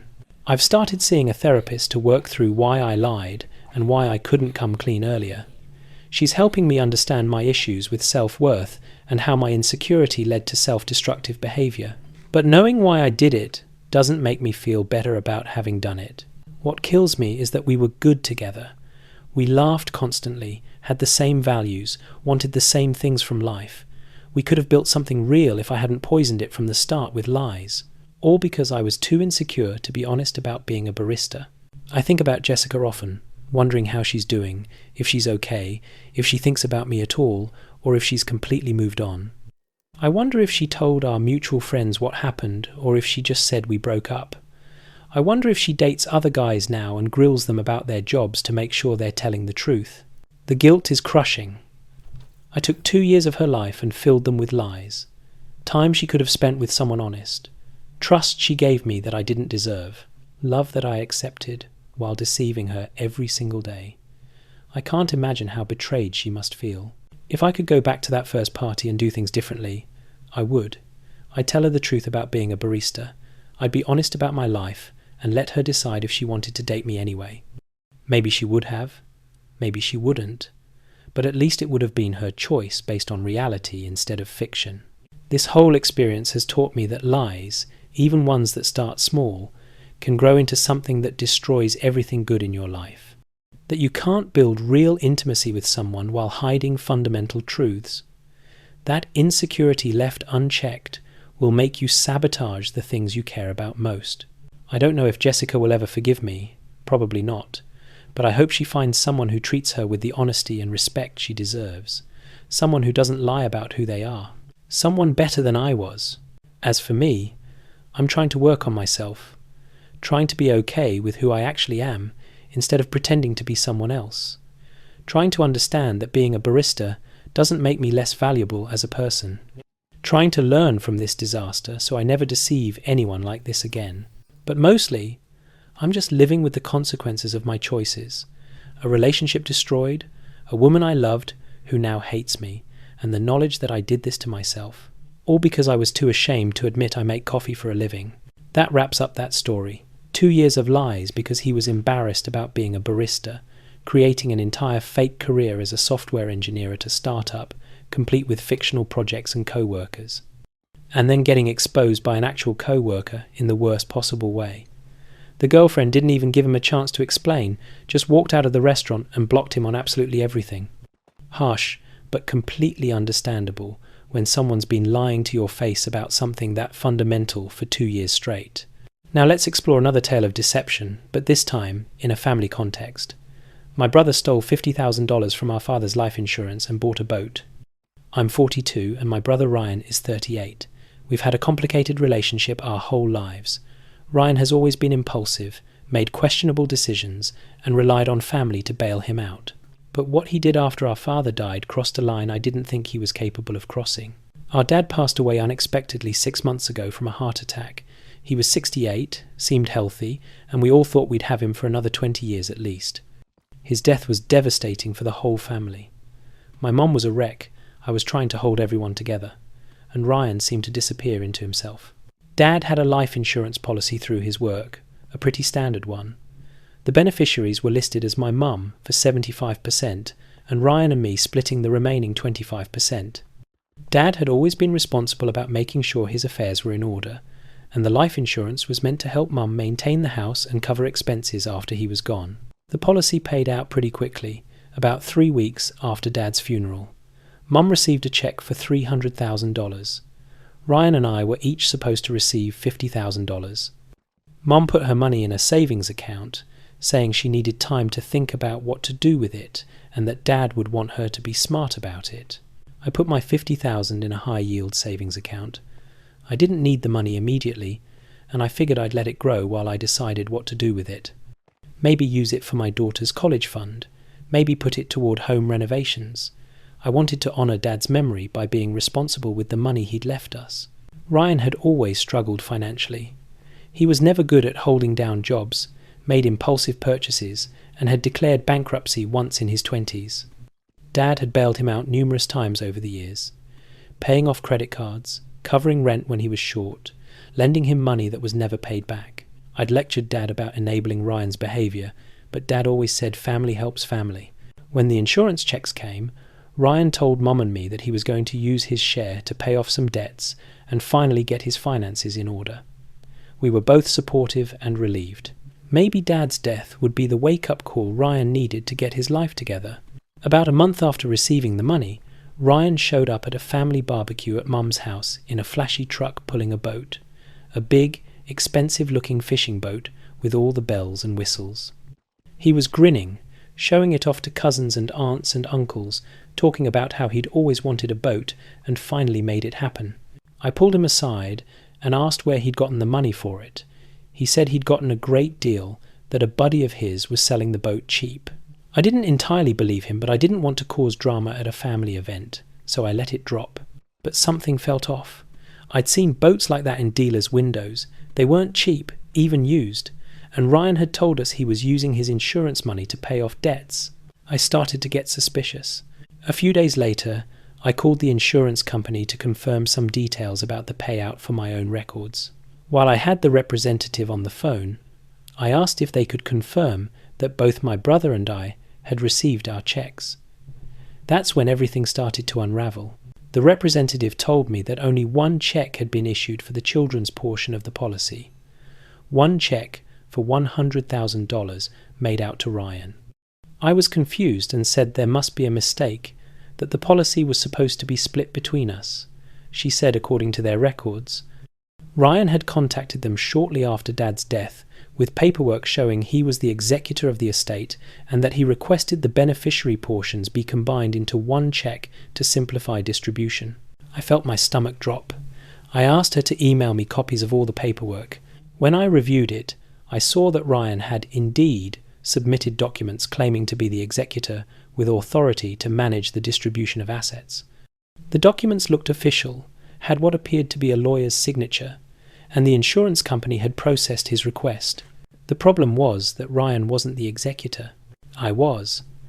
Dad had named me as executor in his will specifically because he knew Ryan wasn't good with responsibility. I had certified copies of the will and the court documents proving my executor status. Ryan had submitted fraudulent paperwork to steal my inheritance. I confronted him immediately, called him, and asked point blank if he'd taken the full $100,000. He tried to lie at first, said he didn't know what I was talking about. I told him I'd spoken to the insurance company and seen the paperwork. He got quiet. Then he tried a different approach. He said Dad would have wanted him to have the money more because he needed it more. He said I had a good job and stable life and didn't need $50,000 as much as he did. He said he was going to give me my half eventually, but needed to borrow it for a while to get back on his feet. I asked him about the boat. He said the boat was an investment in his future. He was planning to start a fishing charter business, and the boat was necessary equipment. He'd pay me back with the profits. I pointed out that he'd just committed fraud and theft, and that I was his brother, not a bank. Ryan got defensive and angry. He said I'd always looked down on him, always judged him for not being as successful as me. He said Dad had always favoured me and given me more opportunities. He said the insurance money was the least I could do to help him out, as if fraud was justified by his perceived grievances. I told him he had two options. He could sell the boat, give me my $50,000, and we could try to move past this as a family. Or I could file a police report for fraud and let the legal system handle it. He said I was overreacting and that I'd never actually turn in my own brother. He was wrong. I gave him 1 week to come up with my money. When he didn't, I went to the police and filed a report. I brought all the documentation from the insurance company, copies of the will, proof of my executor status, everything. The detective I spoke with was sympathetic and said it was a clear case of insurance fraud. Ryan was arrested 2 weeks later. The police charged him with insurance fraud, forgery, and theft. Mom was beside herself. She couldn't believe her sons were in this situation, that Ryan had stolen from me, that I was pressing charges against my own brother. Ryan's wife called me crying, begging me to drop the charges. She said Ryan made a mistake, that he was grieving Dad and not thinking clearly. She said their family would be destroyed if he went to jail. I felt bad for her and their kids, but I couldn't let Ryan get away with this. The legal process was a nightmare. Ryan tried to claim it was all a misunderstanding, that he thought he had authority as next of kin to manage the insurance money, but the evidence was clear. He'd forged documents, lied to the insurance company, and stolen $50,000. Mum begged me to drop the charges. She said Dad wouldn't want his sons fighting like this, that family should forgive family. I told her Dad also wouldn't want one son stealing from another. She said I was tearing the family apart. I said Ryan tore it apart when he committed fraud. The family split into factions. Some relatives thought I was right to press charges, that Ryan needed to face consequences. Others thought I was being cruel, that family should handle things internally. Holiday gatherings became tense and awkward. Half the family wasn't speaking to the other half. Ryan eventually pleaded guilty as part of a plea deal. He got 3 years probation, community service, and was ordered to pay me restitution. The restitution was set up as a payment plan since he obviously didn't have $50,000 anymore. The boat had been repossessed because he'd taken out a loan to cover the gap between the insurance money and the boat's full price, then defaulted on the loan payments. So Ryan had stolen my inheritance, bought a boat he then lost, got a criminal record, and still owed me money he'd be paying back in tiny installments for years. His wife left him during the probation period, taking their kids. She said she couldn't be married to someone who'd steal from his own family and lie about it. Mum eventually came around to my side, though it took months. She admitted that Dad would be ashamed of what Ryan did and that I was right to hold him accountable. But she also said she wished I'd handled it differently, though she couldn't say how. The damage to our family was done. Ryan and I don't speak anymore. We're not estranged in a dramatic way, we're just not in each other's lives. We'll be at the same family events occasionally, and we're civil, but the relationship is dead. I can't trust him, and he resents me for prosecuting him. Looking back, I sometimes wonder if I should have tried harder to work it out privately. But then I remember that he stole $50,000 from me using forged documents and fraud. That's not a family disagreement, that's a crime. And if I'd let him get away with it, what message would that send? That he can steal and lie and face no consequences as long as he's family? The whole situation showed me that Ryan had no respect for me, for our father's memory, or for basic honesty. He saw an opportunity to take money that wasn't his, and he took it. Then he spent it on a luxury item instead of the necessities he'd claimed he needed it for. Even if I'd wanted to forgive him, how could I trust him ever again? Dad left us that money to help us, to give us something to remember him by, and maybe make our lives a little easier. Ryan took that gift and turned it into family trauma, legal drama, and permanent relationship damage. Over a boat. A stupid boat he didn't even get to keep. I still get angry thinking about it. About him standing at Dad's funeral pretending to grieve while planning how to steal my inheritance. About him lying to my face about paying off debts while he was shopping for boats. About him showing up at a family barbecue to show off his purchase bought with stolen money. My daughter asked me recently why we never see Uncle Ryan anymore. I didn't know how to explain that her uncle is a thief who stole from me, and that family relationships sometimes don't survive that kind of betrayal. I told her that grown-ups sometimes have disagreements that can't be fixed, which felt inadequate but true. Mom died last year.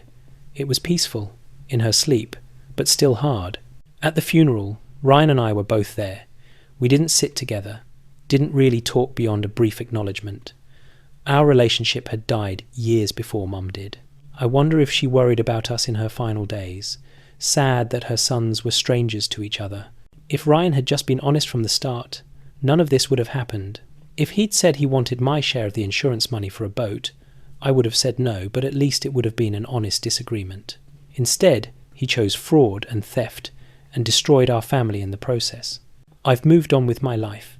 The $50,000, or what I've gotten back of it through restitution payments, went into my daughter's college fund like I'd originally planned. It's tainted money now, though. Every small payment from Ryan reminds me of what he did, of the brother I lost not to death but to greed and stupidity. Sometimes I see fathers and sons, brothers together, and I feel a pang of loss. I wish my family hadn't imploded. I wish Dad was still alive to keep us all together. I wish Ryan had been a better person. But wishes don't change reality, and the reality is that my brother stole from me, and our relationship can never recover from that. That brings that story to an end. Imagine finding out your brother forged documents to steal your half of your father's life insurance, then used the money to buy a boat while claiming it was for paying off debts. Then, having him say you should just let it go because you need the money less than he does. The entitlement and complete lack of remorse is stunning, and it cost him his marriage, his relationship with his brother, and got him a criminal record, all for a boat he didn't even get to keep. We're getting close to wrapping up for tonight, but I have one more story to share, and this one's a doozy. I found out my wife has been running a secret OnlyFans account for a year and has made over $200,000 that she's been hiding from me. I'm 35 years old and thought I had a normal, honest marriage with my wife Kelly, who's 33. We've been married for 6 years, together for 9. We have a good life. Both work, professional jobs, own a nice home. We're talking about starting a family soon. I'm in sales and travel occasionally for work. Kelly works from home as a graphic designer, which gives her a flexible schedule. Over the past year or so, she'd mentioned picking up some freelance clients to make extra money. She said she wanted to build up our savings for when we had kids, and staying home wouldn't be an option anymore. I thought it was great that she was being proactive about our financial future. She'd work in her home office, with the door closed sometimes, which I assumed was for concentration and privacy during client calls. She'd mentioned projects she was working on, logos she was designing, websites she was building. It all seemed normal. About 2 months ago, I needed to use her laptop because mine was getting repaired. She was out running errands and had left it on the kitchen table. I opened it to check my email and saw she'd left her browser open. There were several tabs up, and one of them caught my eye because it said Creator Dashboard OnlyFans. My first thought was confusion. OnlyFans is primarily known for adult content, though technically anyone can use it for any kind of content creation. I clicked on the tab out of curiosity, thinking maybe she was designing something for a client who used the platform. What I found shook me to my core. It was Kelly's creator account. Her profile picture was one I recognized from our vacation to Hawaii last year, though she'd cropped me out. Her account name was something generic and not her real name, but it was definitely her, and the dashboard showed her earnings. This wasn't a new account that she'd just started. The dashboard showed a full year of activity, month by month earnings, subscriber counts, tip amounts, everything. She'd made over $200,000 in 12 months, $200,000 she'd never mentioned to me. I sat there, staring at the screen for probably 20 minutes, trying to process what I was seeing. My wife was creating content on OnlyFans, making 6 figures from it, and hiding it from me completely. I felt sick, betrayed, confused, angry. I clicked through more of the dashboard. I could see her content library, but I couldn't bring myself to actually look at the photos and videos. The titles and descriptions were enough. This was explicit adult content. My wife was selling intimate photos and videos of herself to strangers on the internet, and I had no idea. When Kelly got home, I was still sitting with her laptop, looking at her OnlyFans dashboard. She walked in with grocery bags, saw what was on the screen, and froze. The colour drained from her face, and she just stood there, holding bags of groceries, staring at me. I asked her to sit down. She put the groceries away first, I think buying time to figure out what to say. When she finally sat down at the table with me, I asked her to explain everything. Kelly started crying immediately. She said she'd started the OnlyFans account about a year ago because a friend had suggested it as a way to make extra money. She claimed it started innocently, just photos in bikinis and lingerie, nothing too explicit. But the money was good, really good, and subscribers would request more revealing content and offer more money for it. She said she got caught up in the income. At first it was a few $100s a month, then a couple thousand, then 5 figures monthly. She said she kept telling herself she'd stop, that it was just temporary, but the money kept getting better and she couldn't bring herself to walk away from it. I asked why she hid it from me. She said she knew I'd be upset, that I'd ask her to stop, and she didn't want to give up the income. She said we needed the money for our future, and this was easy money for something that didn't really hurt anyone.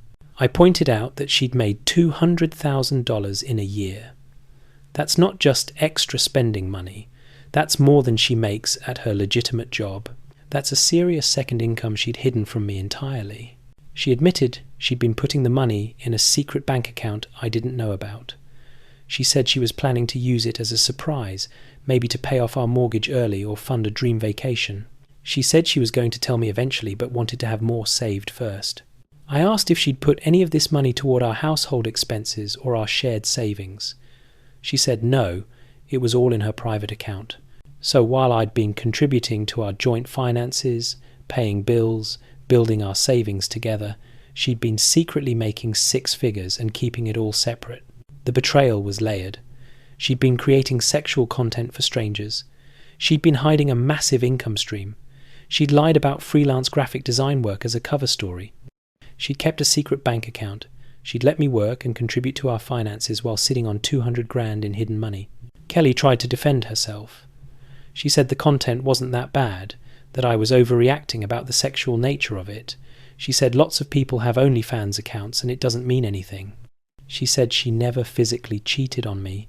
She never met any of these subscribers. It was just photos and videos. I asked if she'd be okay with me finding out my wife was selling sexual content online. She got quiet. I asked if she'd planned to ever tell me or just keep lying indefinitely. She said she didn't know. The conversation went in circles for hours. She'd cry and apologize, then get defensive and say I was being judgmental.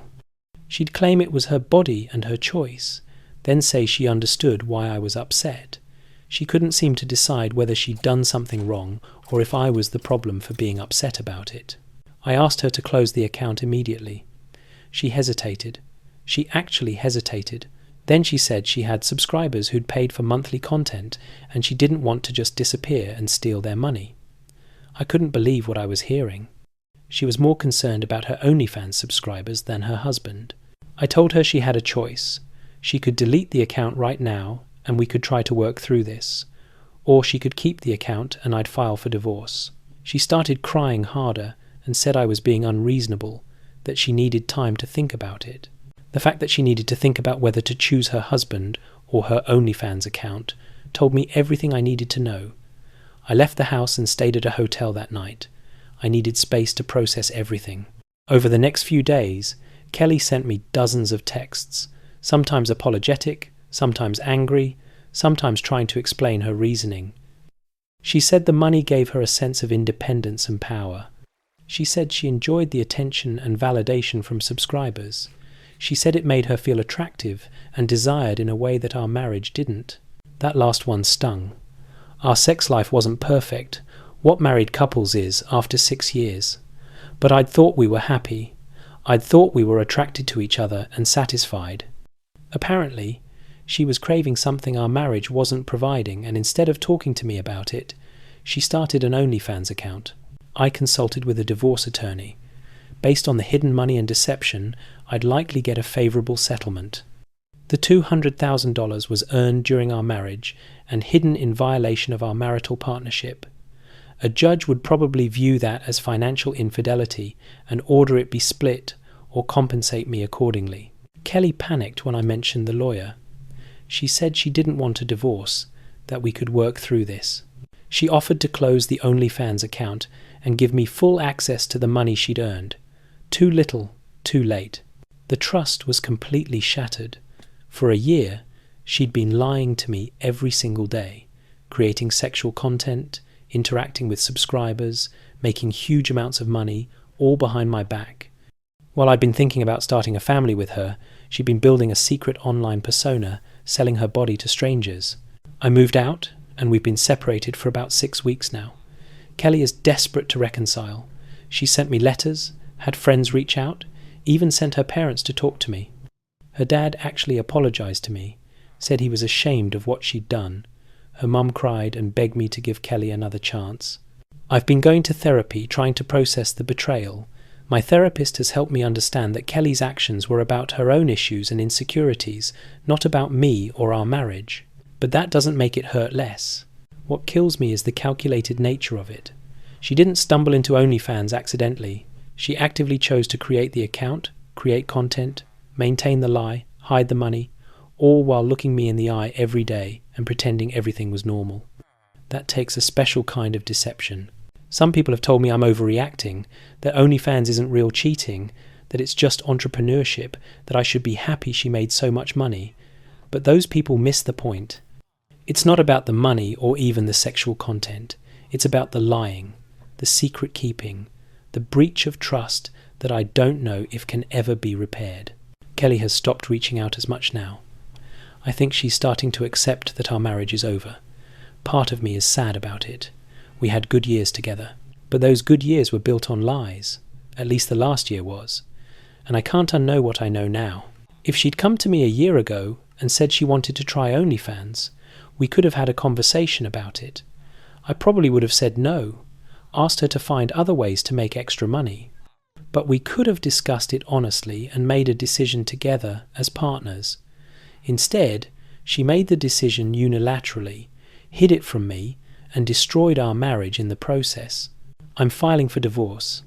I've accepted that reconciliation isn't possible. Trust like that, once broken so completely, doesn't come back. Every time I'd look at her, I'd wonder what else she's hiding, what other secrets she's keeping, what other lies she's told me.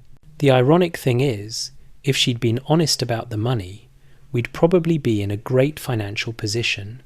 $200,000 could have paid off our mortgage, funded investments, set us up for a comfortable future. Instead, it's going to be divided in a divorce settlement and spent on lawyers. Her greed and secrecy turned a financial windfall into the death of our marriage. That wraps up our last story for tonight. A full year of secret OnlyFans content creation, $200,000 hidden in a secret bank account, and countless lies about freelance graphic design work. All while her husband was working and contributing to their shared finances normally. And then, when confronted, she couldn't immediately choose to stop because she was worried about her subscribers. The level of betrayal is just staggering. The marriage was built on deception, and there's no coming back from that. So there you have it, 6 stories of betrayal, lies, secrets, and family drama that make you question how well you really know anyone. From the husband with the secret phone and multiple affairs, to the affair partner showing up at a birthday party, to finding out you were adopted at 30 through a DNA test. From the entitled sister-in-law demanding someone's house, to the guy who lied about his job for 2 years, to the brother who stole inheritance money for a boat, and finally, the wife secretly making 6 figures on OnlyFans while hiding all the money. These stories remind us that people are capable of profound deception, that the person sleeping next to you every night might be living a completely different life you know nothing about. That family can betray you just as easily as strangers can.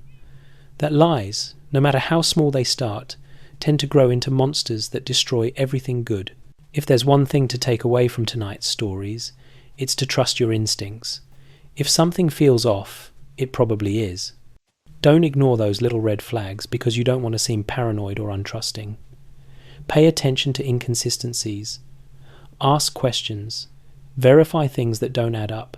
Because by the time the truth comes out, the damage is usually already done. Thanks for hanging out with me tonight. I hope these stories gave you something to think about, or at least made your own family drama seem a little more manageable by comparison. Hit that subscribe button if you want more stories like these. Drop a comment about which story shocked you the most. And remember, sometimes the truth is stranger than any fiction we could imagine. Take care of yourselves out there, and I'll see you in the next one.